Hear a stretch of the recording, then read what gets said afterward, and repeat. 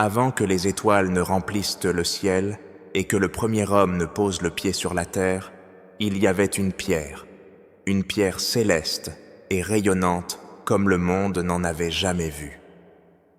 Aujourd'hui, elle repose dans le coin est de la Kaaba, embrassée par des millions de personnes, désirée par des cœurs à travers les siècles.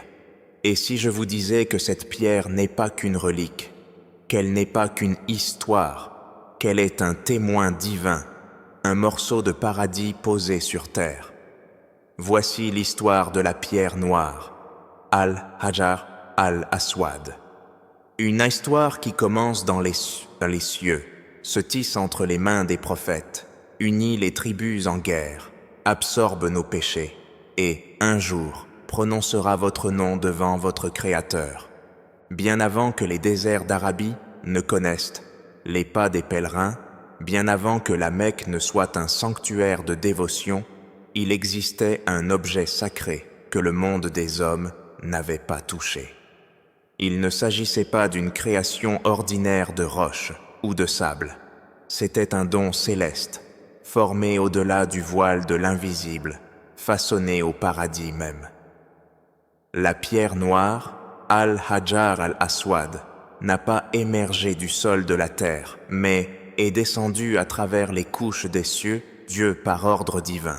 Lorsque Dieu ordonna à Ibrahim et à son fils Ismaïl que la paix soit sur eux, d'élever les fondations de sa maison sur la terre, il ne s'agissait pas d'un simple projet de construction.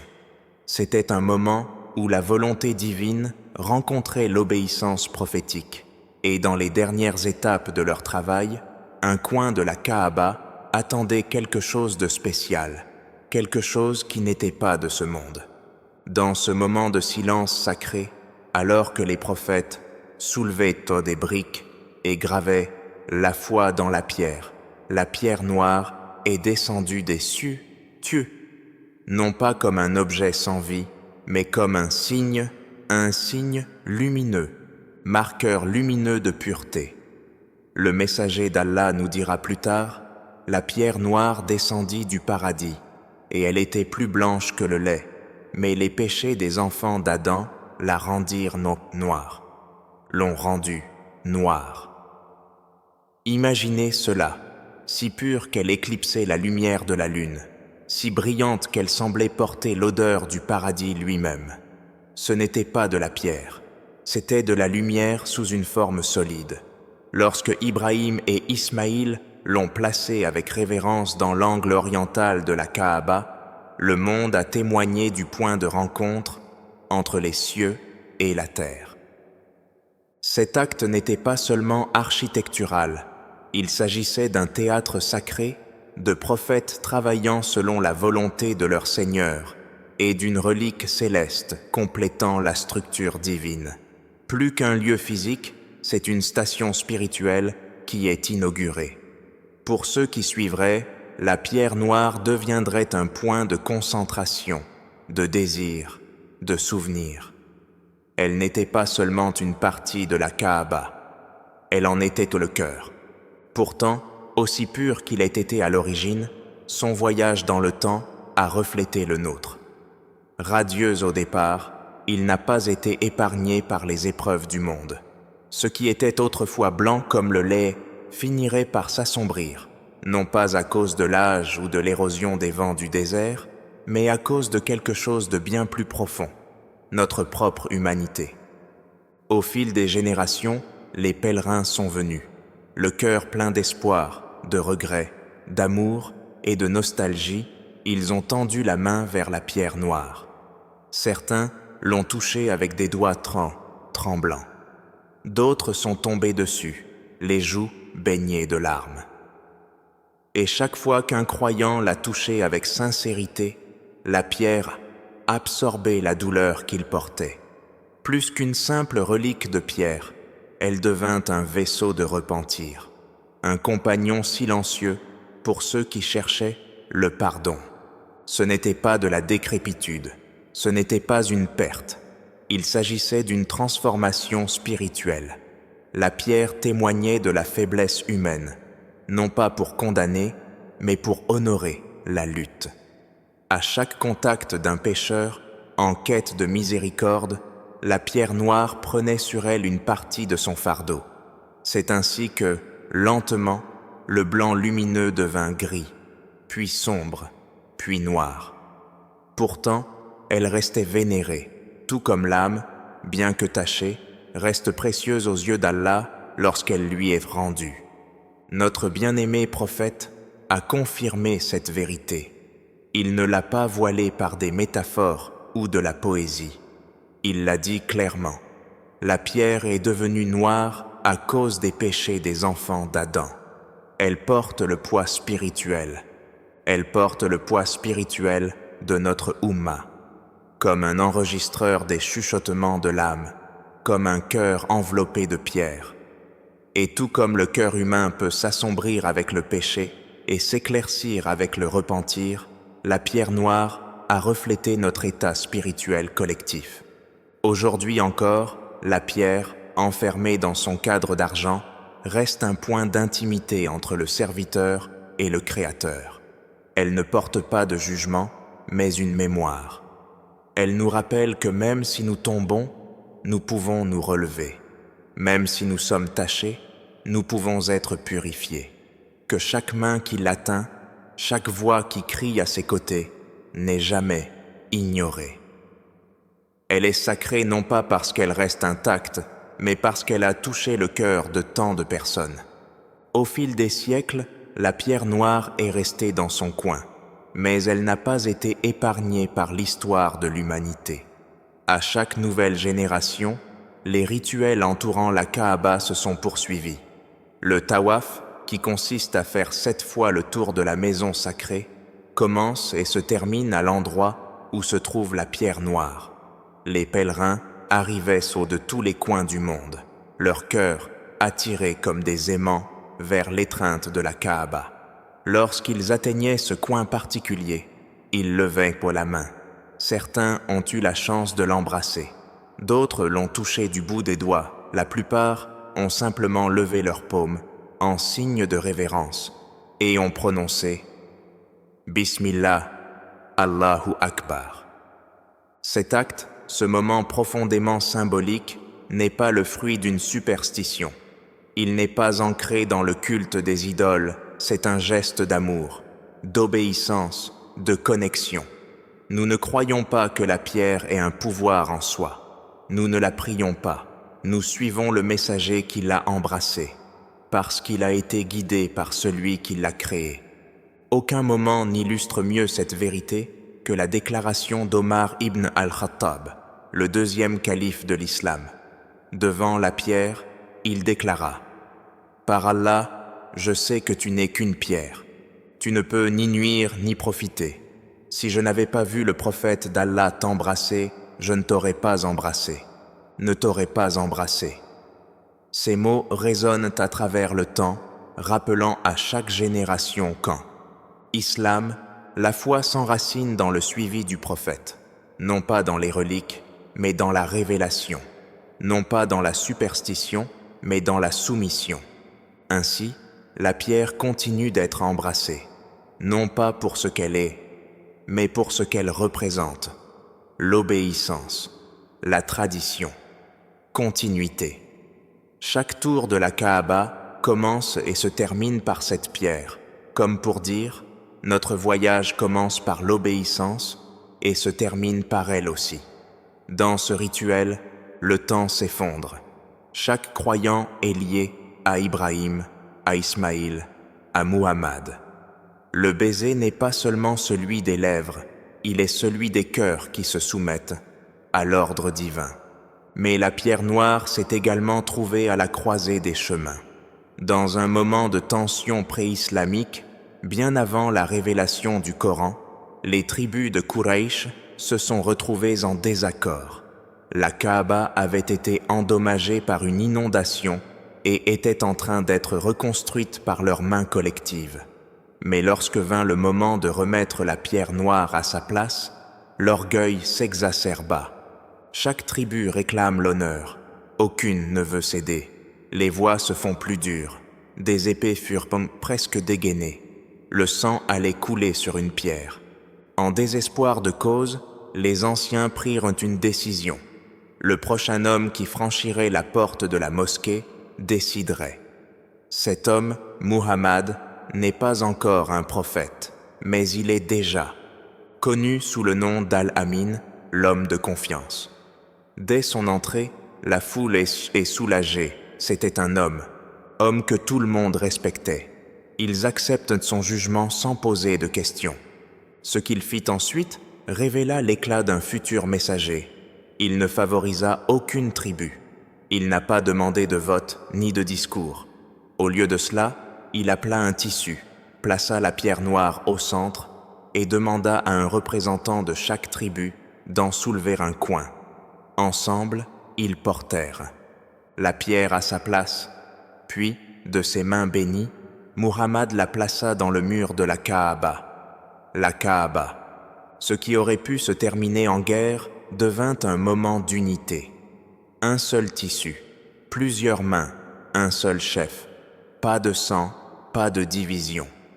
À cet instant, la pierre noire devint un symbole non seulement d'obéissance, mais aussi d'harmonie, d'une foi qui se révélera plus tard pour unir toutes les tribus sous un seul Dieu, une seule direction, une seule maison.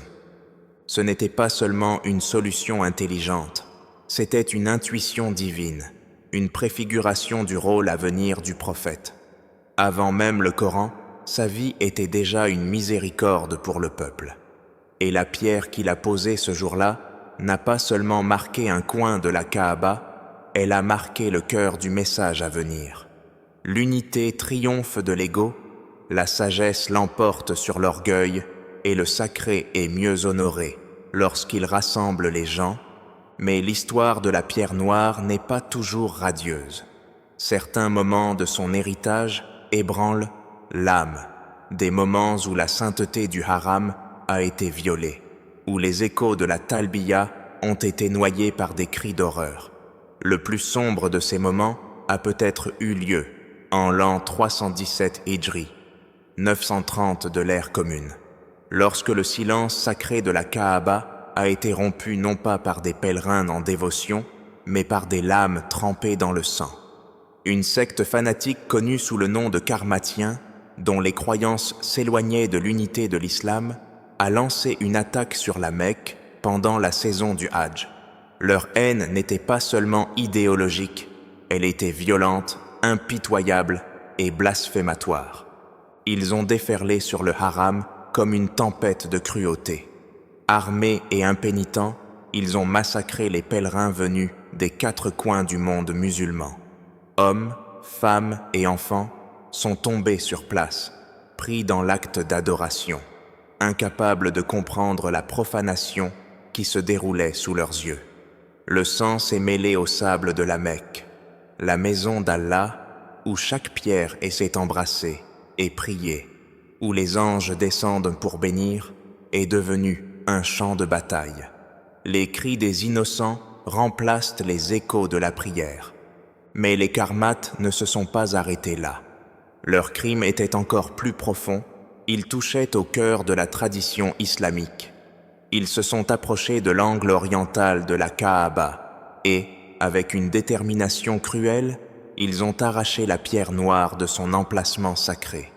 Cette pierre, touchée par les prophètes, embrassée par des générations, vénérée par l'Oumma, a été arrachée du mur comme un trophée de défi.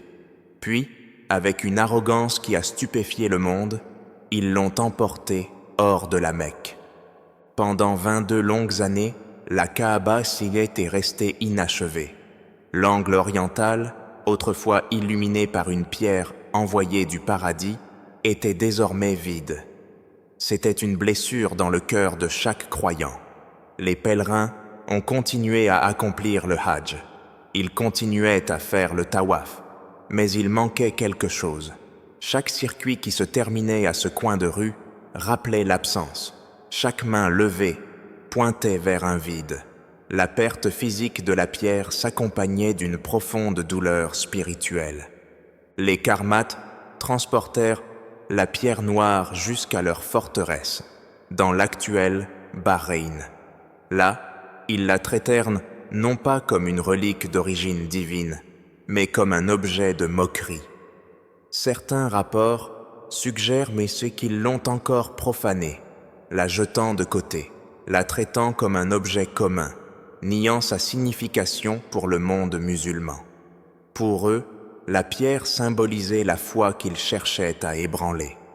Pour la Oumma, c'était un morceau du paradis, pris en otage par ceux qui n'avaient pas peur d'Allah. Le monde musulman est en deuil. Le califat abbasside, déjà affaibli, s'efforce de réagir avec force. Mais la pression monte et les négociations finissent par porter leurs fruits. Après plus de 2 décennies, les Karmates, pour des raisons discutées par les historiens, peut-être politiques, peut-être stratégiques, restituèrent la pierre noire. Elle ne revint pas dans l'état où elle avait été laissée. Elle avait été brisée, fragmentée en morceaux. La pierre céleste, autrefois entière, ressemblait désormais à l'état brisé du monde qui avait permis qu'elle soit volée. Lorsqu'il fut ramené à la Kaaba, le compagnon bien-aimé Abdullah ibn al-Zubayr veilla à ce qu'il soit remis à sa place. Pour protéger ce qui restait, il a commandé le boîtier en argent qui l'entoure encore aujourd'hui. Ce cadre brillant n'est pas un simple ornement, c'est un pansement sur une blessure, un signe de la tentative de la Oumma de préserver ce qu'elle considère comme sacré. Il renferme plusieurs fragments de la pierre noire, certains disent 8, d'autres plus, fusionnés avec soin, conservés comme un souvenir précieux qui refuse de s'effacer. Et pourtant, à travers cette épreuve, son caractère sacré n'a jamais été amoindri. Son statut dans le cœur des croyants n'a jamais faibli. En fait, l'endurance de la pierre à travers la douleur n'a fait qu'approfondir son symbolisme. Elle est devenue non seulement une relique de pureté, mais aussi de résilience. Elle n'est pas seulement un gage de paradis, mais de persévérance. Elle avait été profanée, brisée, déplacée de son poste, mais elle était revenue. Il est resté. Et elle a continué à témoigner de la dévotion des fidèles, comme elle l'avait fait pendant des générations. Mais l'héritage de la pierre noire ne s'arrête pas au silence.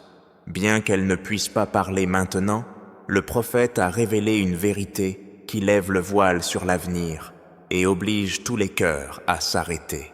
Il nous a dit qu'au jour du jugement, cette pierre sera dotée d'yeux pour voir et d'une langue pour parler. Parler. Elle ne restera pas silencieuse dans l'au-delà. Elle témoignera. Elle témoignera pour chaque serviteur, d'Allah qui s'en est approché en toute sincérité, le cœur en quête de pardon, les lèvres murmurant le repentir, les mains levées en signe de respect. Il verra. Il se souviendra de lui. Il parlera. Imaginez ce moment. Un jour où le soleil s'éteindra, où les parchemins des actes seront ouverts, où même la terre racontera ce qui a été fait sur elle. Ce jour-là, la pierre noire se lèvera pour témoigner. Elle citera des noms, elle racontera les intentions, elle se souviendra de votre main, de votre larme, de votre baiser, de votre demande silencieuse de pardon. Elle dira « Il m'a touché en vérité ». Elle a levé les mains vers moi avec sincérité. Et ce témoignage ne sera pas vain, il pèsera en votre faveur, il fera partie de ceux qui parleront en votre nom lorsque votre propre langue aura faibli. Il ne s'agit pas d'une exagération poétique, c'est la promesse du messager. Une pierre, autrefois, blanche comme le lait, aujourd'hui assombrie par les péchés de l'humanité, redeviendra lumière par sa voix dans la prochaine vie. Vie. Elle ne jugera pas, elle témoignera. Et son témoignage ne sera pas façonné par le seul toucher, mais par l'intention, par les cœurs qui se sont tendus vers elle en aspirant à la miséricorde d'Allah. Cela transforme tout. Cela signifie que chaque geste à la Kaaba a de l'importance. Chaque pas effectué lors du tawaf, chaque regard sur la pierre noire, chaque moment d'aspiration spirituelle est perçu. Souvenir, préserver, nous ne touchons pas la pierre, nous touchons l'histoire, nous touchons des souvenirs. Non, nous touchons à un moment futur où cette même pierre pourra parler en notre nom devant notre Créateur. C'est ainsi que la pierre noire devient plus qu'une relique du passé. Elle devient un miroir, un symbole, un rappel. Elle nous enseigne que rien n'est perdu aux yeux d'Allah, aucun acte sincère n'est négligé. Même le plus petit geste, accompli avec le cœur, résonne dans l'éternité. Même un baiser sur la pierre, s'il est offert dans toute sincérité, n'est pas oublié. Nous ne vénérons pas la pierre, nous ne croyons pas qu'elle accorde des bénédictions par elle-même. Le lien qui nous unit à elle n'est pas une superstition. Il est ancré dans la tradition, dans l'obéissance, dans l'amour. La pierre a été embrassée par le prophète, et donc nous l'embrassons. Il l'a touché, et donc nous l'avons atteint. Nous le suivons non pas parce que la pierre est magique, mais parce que ses pas sont guidés par la révélation. Telle est l'essence de l'islam. Essence de l'islam, non pas une vénération aveugle pour des objets, mais une soumission lucide à la volonté du Très-Haut, telle qu'elle est transmise par son dernier messager. C'est pourquoi la déclaration d'Omar ibn al-Khattab résonne encore avec force. Tu n'es qu'une pierre, tu ne fais ni mal ni bien. Mais parce que le messager d'Allah t'a embrassé, je t'ai embrassé. Cette phrase contient le cœur de la croyance islamique. La foi n'est pas fondée sur la matière, elle est enracinée dans l'obéissance à celui qui a créé toute matière. La pierre est honorée non pas pour ce qu'elle est, mais pour ce qu'elle représente. Il représente la pureté, le repentir, la miséricorde, l'héritage, l'unité. Il nous enseigne que même les plus brisés d'entre nous peuvent revenir, que l'obscurité n'efface pas la valeur, que ce qui était blanc et brillant peut devenir noir tout en restant aimé, qu'Allah n'abandonne pas sa création lorsqu'elle trébuche.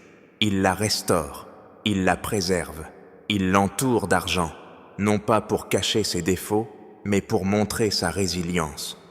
La pierre noire est une métaphore de l'âme humaine, créée pure, exposée aux épreuves de la vie, assombrie par le péché, brisée par les épreuves.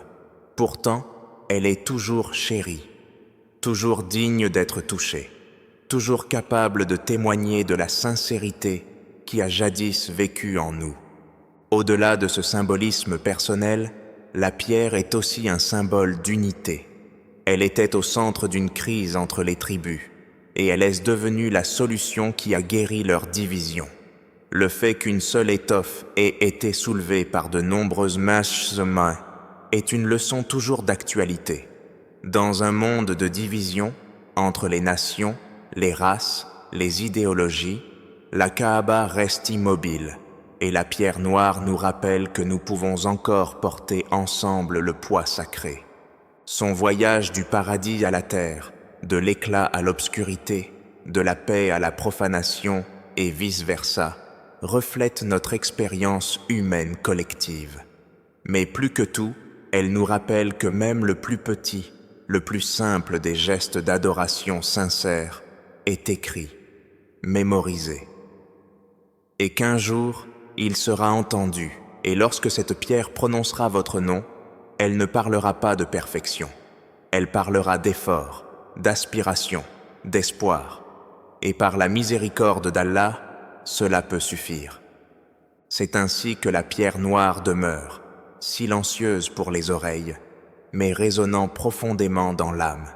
Elle a été le témoin des pas des prophètes, de la dévotion des pieux, des mains des pécheurs et des saints. Des hauteurs du paradis, au cœur de la Mecque, du blanc éclatant au noir profond, elle porte non seulement les marques de l'histoire, mais aussi l'empreinte de l'aspiration de l'humanité à Allah. Ce n'est pas la pierre elle-même que nous vénérons, mais celui qui l'a envoyée. Ce n'est pas le toucher que nous honorons, mais la sincérité qui le sous-tend. Dans son immobilité, elle nous enseigne. Dans son silence, elle nous rappelle. Dans son obscurité, il nous reflète. Et un jour, lorsque toutes les langues se tairont et qu'il ne restera plus que la vérité, elle parlera, non pas en jugeant, mais en témoignant. La pierre noire est plus qu'une relique. C'est un signe, un miroir, un témoin.